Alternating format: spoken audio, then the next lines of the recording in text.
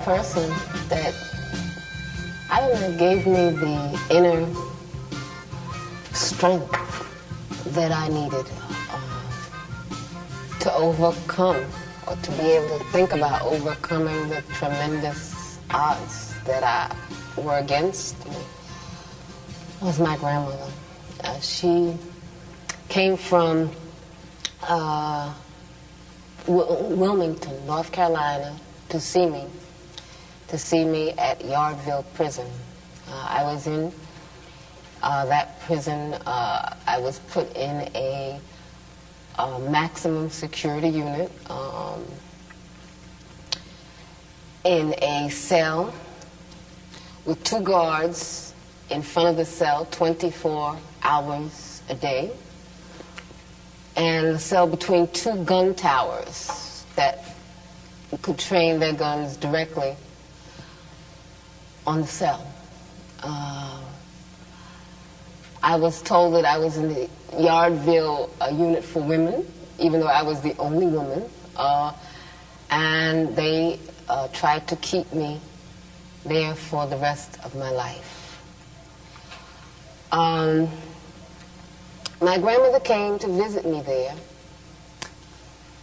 to tell me a dream, and she came with all of my family, and everybody was happy, and I'm like, what's happening with y'all? And this, no, she had a dream, and I was like, okay. And so my grandmother's dream was that she was dressing me, that she was in an old house that she lived in when she lived in New York still, and she was putting clothes on me. I said, is that the dream? She said, that's the dream. And I said, well, was I little or big? She said, no, you were big. So I said, oh my God, the only time people dress anybody when they're grown is when they're dead. And so she said, no, I know what you're thinking, no. What this dream means is that you are going to leave this prison. I don't know when, but it's going to be much less time than you've already spent here. And, I didn't understand the dream, to be honest. It didn't make any sense to me. What does this have and wearing clothes have to do with getting out of prison? But my grandmother has always had dreams, and her dreams have always come true. I don't know how my mother walked her troubles out. I don't know how my father stood his ground. I don't know how my people survived slavery. I do remember, that's why I believe. I don't know why the rivers overflow their banks.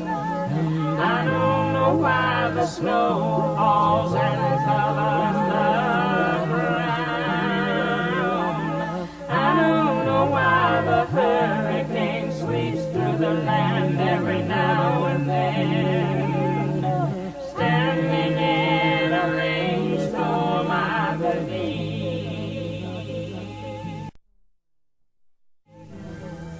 Many people say that injustice and hunger are walking freely all over the universe, and that nature is seeking a response.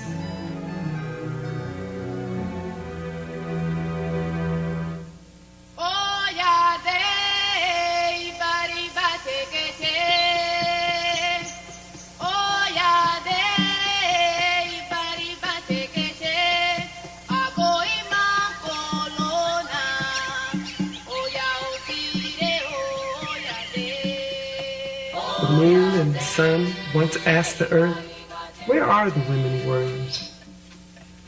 The earth responded, they have been scattered all over the world, but they can always be identified by the beauty in their eyes, which reflects the dignity and the greatness of the rainbow. Nevertheless, continued the earth, they suffer greatly, often much more than what is commonly endured by a human being. Why? Then the moon and the sun responded energetically. We have to look for them. We have to bring them together. Because it is only women warriors who know how to survive in the midst of so much suffering, struggling, struggling, struggling.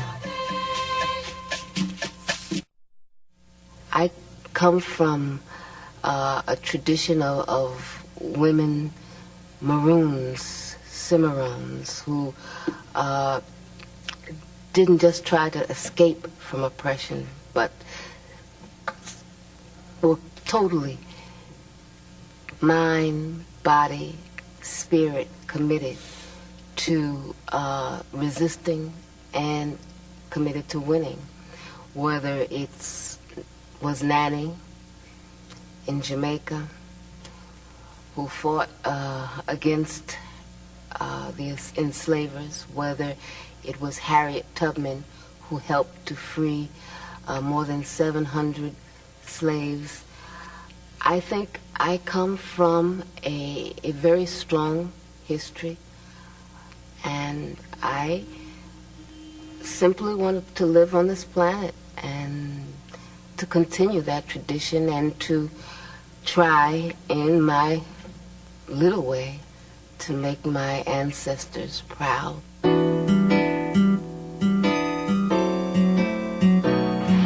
I want to live in a country where freedom means something.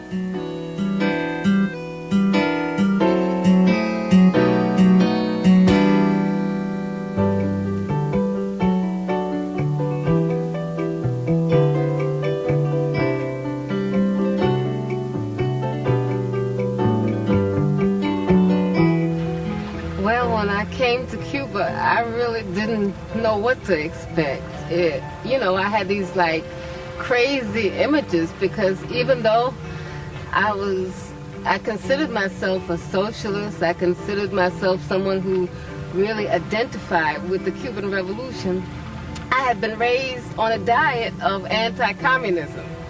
And so I came here and I was like expecting, first of all, everybody to look like Fidel.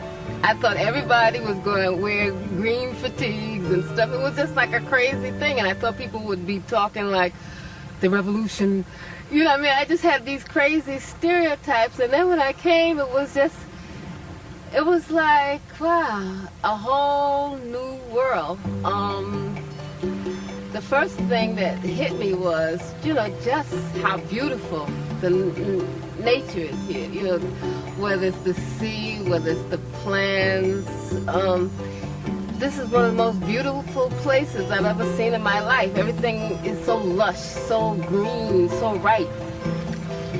And, just the climate made me immediately feel at home. I was very much impressed by the healthcare system, by the education system, by the sports teams, by all of the many things that the revolution has been able to accomplish. What has impressed me most has been how people live, just how people relate to each other. I mean, I come from a society that is literally at war with itself. I didn't even know how to react to people when I came here. People would just come off the street and start talking to me, and I would immediately get paranoid. What do they want? It was very difficult for me to realize, somebody would say, what time is it? Or where did you buy that? Because Cubans will come up to you and just talk to you, whether you were in a store, on a line, and that was something very different, that human contact.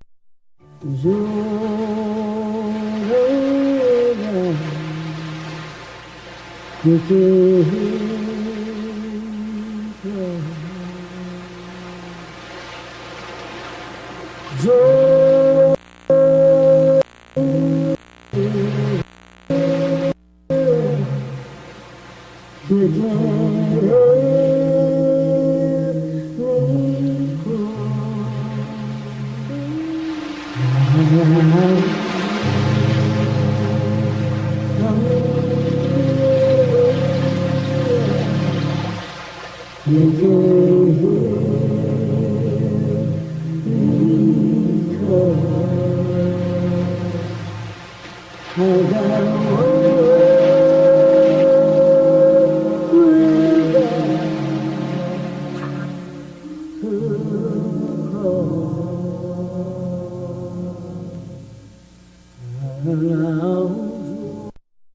was born in 1947 in New York City.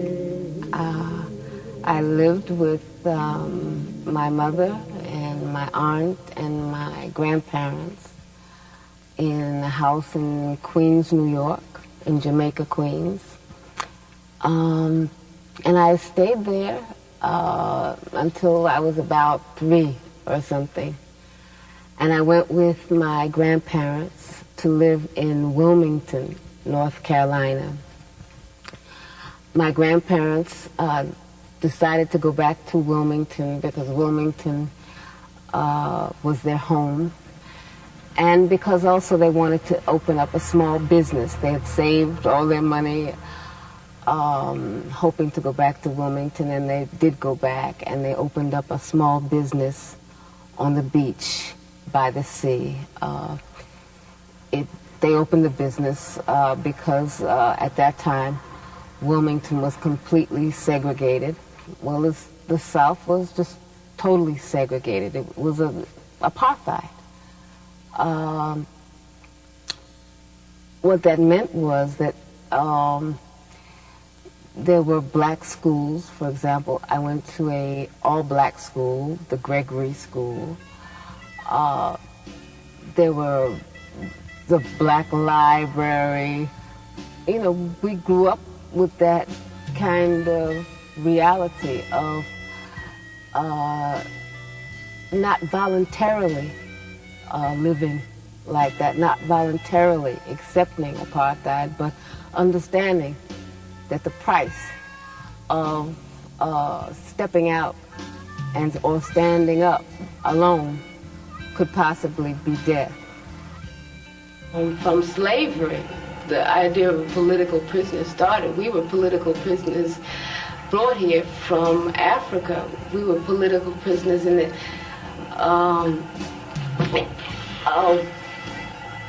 order to keep colonialism fat, in order to keep the plantation owners that profited from our sweat and labors, we were kidnapped and brought here as prisoners, and our status hasn't changed, whether it's on the streets. We're prisoners of the ghettos in Harlem. We're prisoners in small tenements. We're prisoners of urine smelling hallways, and I mean, I've always been a prisoner. I've never been free in my life. I don't know what freedom means.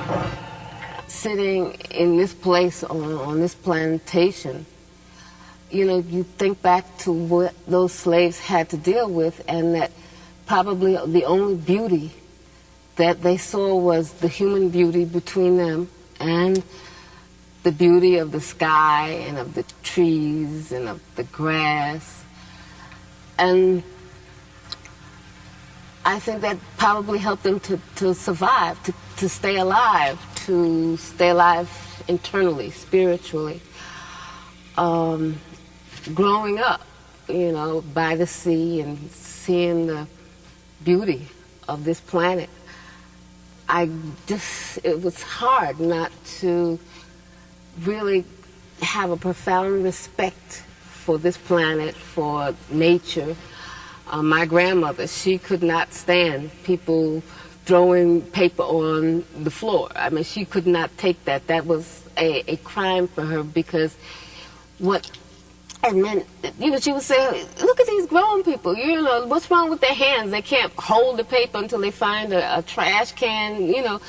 I think that how we live in this earth is very much tied to how we think about nature. And so I think that it's important for African people and all people who appreciate living to make sure that our children and our grandchildren have a planet that is livable.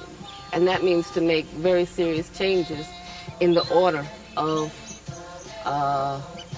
the priorities and the politics that exist today.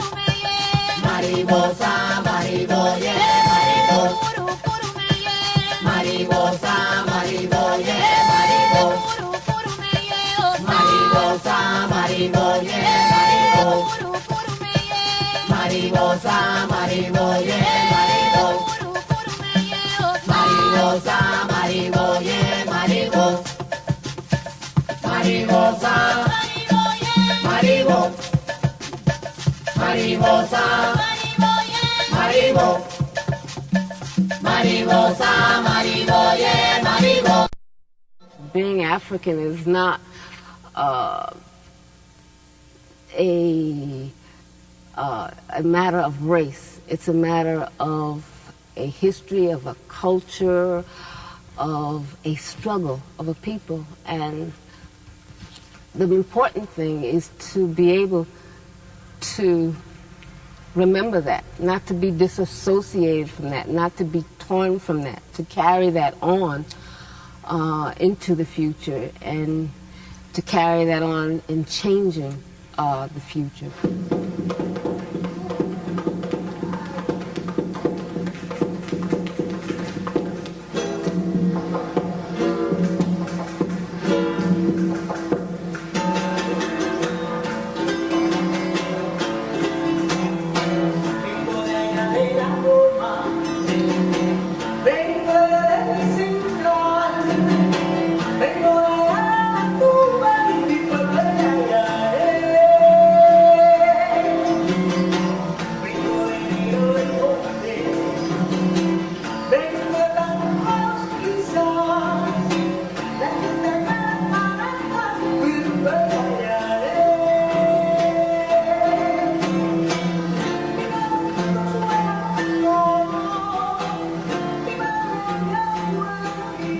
One of the most shocking things when I came to Cuba was just how African Cuba is. I mean, I didn't realize that there were this whole huge number of African people on this island. I had no idea, because the projection is very different, how you are taught to think about Cuba in the U.S. media. So I was really shocked.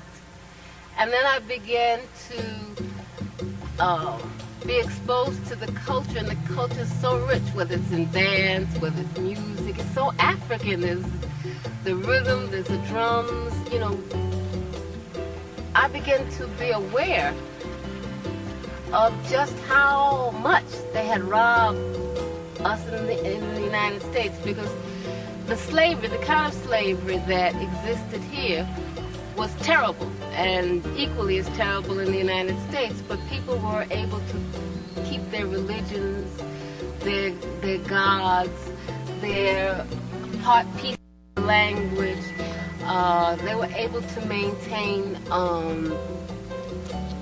dances, rituals that were directly from Africa. And for the first time in my life, I became acquainted with the Orishas, with Yemaya, Shango, Obatala, and I felt like, wow, I was reclaiming just another piece that was stolen from us. Yagumagarere abata Erosiba bagarere Yagumagarere alatariye Erosiba bagarere Moro coro como temero Modena momo temata Moro coro como temero Modena momo temata Otani mamatara Eroni mamarora Lawe del oro seriki lorong apelenya Sakake misa okuroba Boba ena yemata ke yana yo Moro koro como temero Modena yemomo temata Moro koro como temero Modena yemomo temata Otani mamatara Eroni mamarora Lawe deloro seriki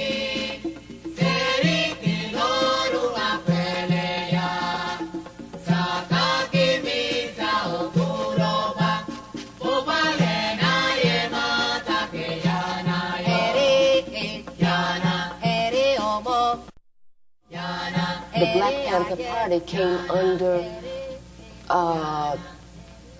the guns of the FBI, as did all of the Black Liberation Movement. It didn't matter what positions you took. It mattered that people related to those positions, that people understood what you were saying, that people supported you. And I think that when J. Edgar Hoover and those who control the United States government understood how many young people looked to the party for leadership, how many young people were inspired by the Black Panther Party, how many young people supported the activities of the Black Panther Party. And it was, you know, people, just ordinary street people, working people, mothers, grandmothers who would come to the office and bring clothes, come to the office and make donations. So the government just perceived us as a threat because they understood that we were serious, they understood we were telling the truth, and they understood also that we were becoming a much more sophisticated opposition. We were not just the piece of pie opposition, but that we wanted a real structural change in the United States. And so we took very clear positions. We opposed the United States government intervention in Vietnam. We opposed the blockade against Cuba and all of the other U.S. policies that were hostile to the Cuban Revolution. We opposed the United States policies of supporting apartheid in South Africa. We opposed all of the U.S. government's imperialist policies against all progressive people's struggles. By the 1960s, the end of the 1960s, the Black liberation movement became the main target of the counterintelligence program. And what they did was to try to neutralize all of our leaders, to prevent young people from coming together and uniting. And so what they did is try to pit organization against organization. They tried to pit leaders in the same organizations against each other. In New York, where I was, what they did was they arrested in, I think it was 1967, 1968, I'm not very clear on the date, or don't remember it at this moment. They arrested on charges of conspiracy 21 of our most effective activists, of our most effective leaders. As a movement, have to concentrate a lot of our energies on trying to liberate our imprisoned comrades. Even though they were given bail, the bail was $100,000 apiece. And only a few of them we were able to bail out. I think that we cannot look at the Black Panther Party in the past. We cannot look at the Black liberation movement as something in the past. African people are still not free, and there are still many, many political prisoners in the United States. It is time for us to demand total, immediate amnesty for all political prisoners and prisoners of war. If we do not take ourselves seriously, if we do not take our movement seriously, then we will have to hang our heads in front of our ancestors. Baba Ochosi, Ayeloda, Omolote. Ochosi, Ayeloda, Omolote. Baba Ochosi, Omayeloda, Omelote. Ochosi, Ayeloda, Omolote. Wole, wole. Wole, mada, oke, oke. Iwole. Wole, mada, oke, oke. Wole, wole.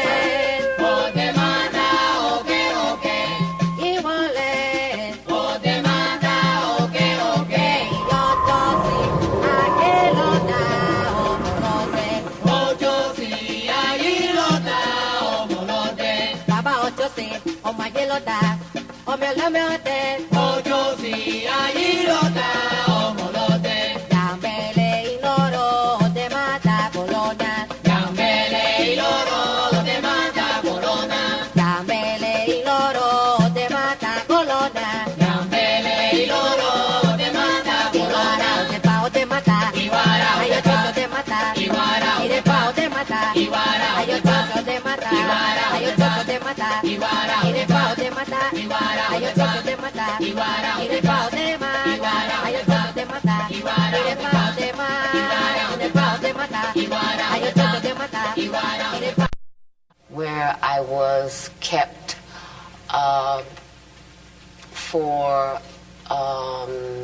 in a room, isolated for something like 4 or 5 days. I was beaten, tortured. It was a hellish experience.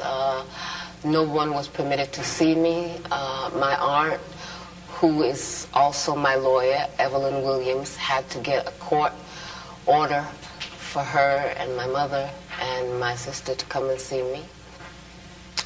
I was in prison altogether 6.5 years. I spent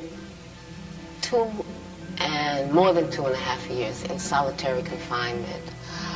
Much of that was in men's prisons. In other words, I was the only woman.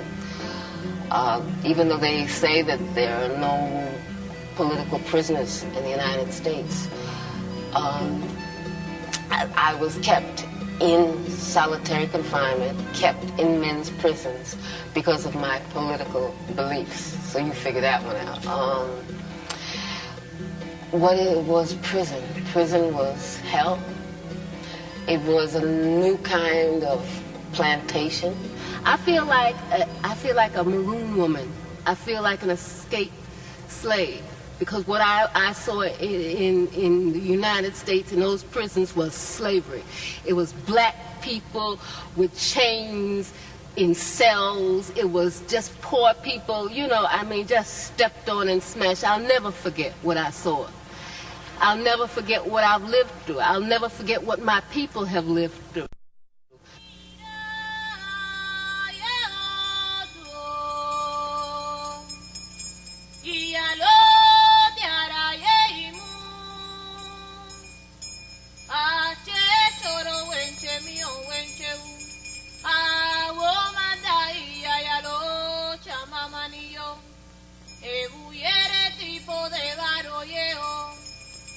Bona de cuna cuere piosu, movilori, movilora, ogamba eche, aramono yepa.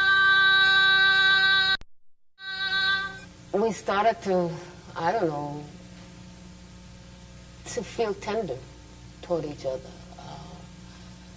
We started to feel an attraction, to feel like human beings again, I guess is the word for it. And the subject of sex came up, and we thought about it, and we talked about it. And it was really heavy. It was a heavy, heavy thing, because, I didn't know how to feel. Because so much that was around us was like slavery, it was like very clear they were out to wipe us out. And it was real. It wasn't any fantasy, wasn't any joke. They were out to take our heads. And, I felt like a slave. I'm sure he must have felt just like a slave. And we said, well, how could we even think about bringing a child into this world? But then what other world is there to bring a child in? I mean, the world is a terrible place. And, I thought about my mother, my grandmother, my great-great-great-grandmothers, and what they must have thought about as slaves, bringing life into this world. And, we just decided that we were going to live, we were going to live, we're going to struggle, and we're not going to kill our own hopes. We're not going to kill our own life. We're not going to kill our right to live. And so we just decided to be human beings, to be people. In spite of all the people that were trying to squash us down and all the forces that were trying to dehumanize us, we decided to be human.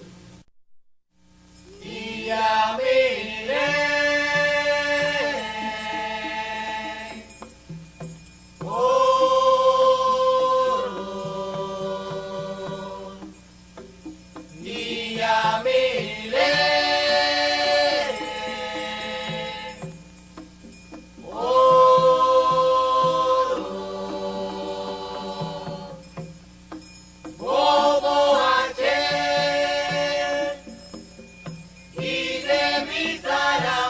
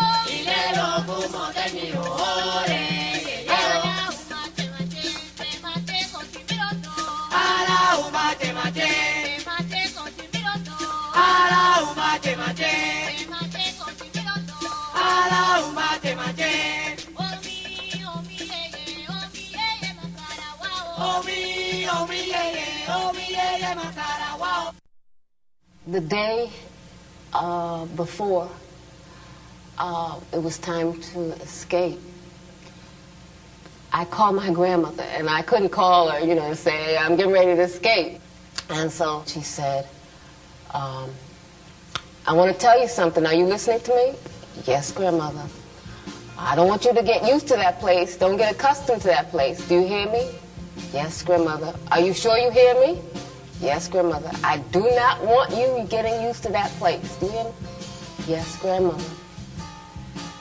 And so when I hung up the phone, it was like a sign. It was like, my grandmother knew. It was like everything was ready to go, and everything went fine.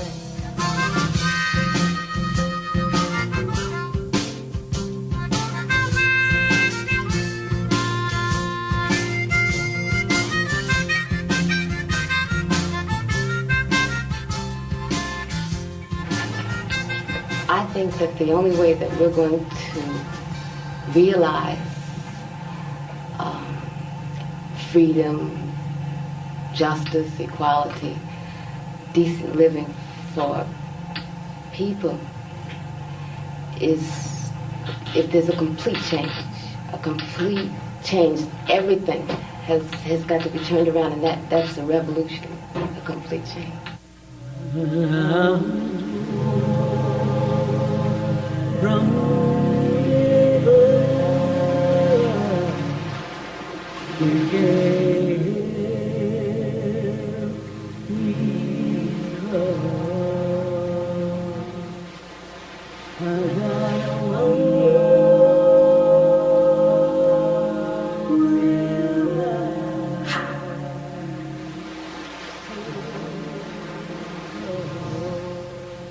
Separation has been very hard on my family. I'm sure in other eras, I don't know, after slavery, people went around looking for their family, looking for the marks that they put on their children. So I'm sure there's a lot about my family's separation and the pain that I don't know, whether it's in the coast of Africa or the coast of some island in the Caribbean or in the United States. Separation is a real part of being African in the Americas, being slaves or ex-slaves. In my own case, prison has meant separation, exile has meant separation, and well, I'm going to be real right now because I can't be any other way. Today, my mother died. And I didn't know if I could do this, but since I didn't have anything else to do, and I figured this was the best homage I could pay to my mother, is to try to carry on her tradition, what she passed down to me, what my grandmother passed down to her, and what their foremothers passed down to them. I hope that I can live up to my mother's example, and I hope I can live up to my ancestors' expectation of me, because I really believe that I have a duty to all those who have come before me, to all those who lie at the bottom of the ocean, to all those who lost their lives, whether it's in the cane fields or the cotton fields or, hanging off some tree, to continue this struggle and to continue to love and to continue to believe and to continue to try to be human to be giving, to be loving.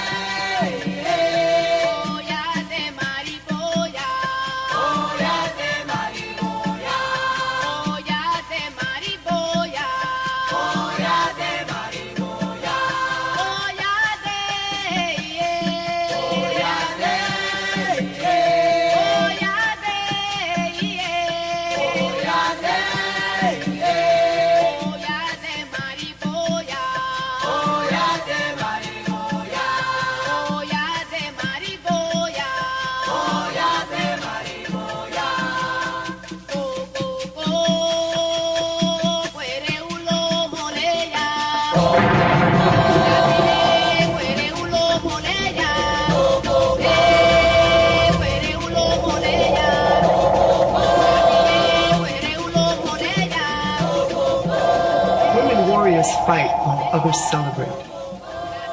It is only they who see the dreadful colors of suffering.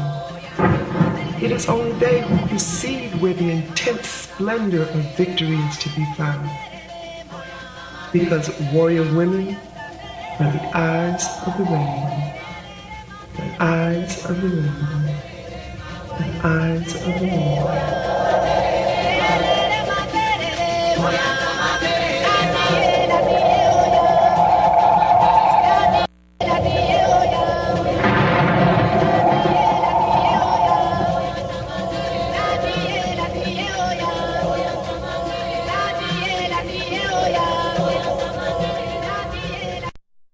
My name is Assata Shakur. Assata means she who struggles. Olugbala means for the people. And Shakur means the thankful.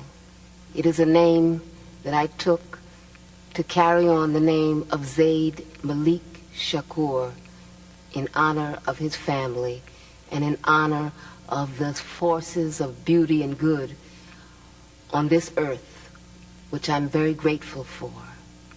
That is my name.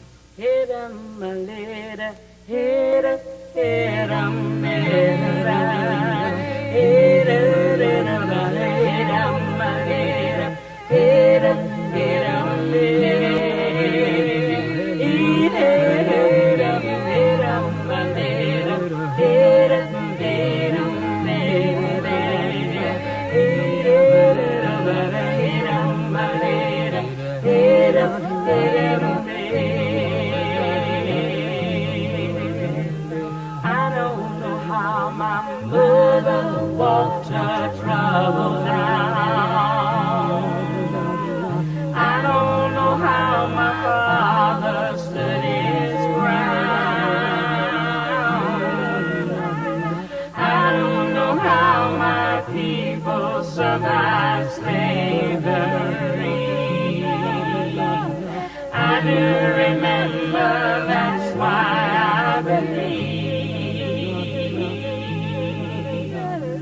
I don't know why the rivers overflow their banks.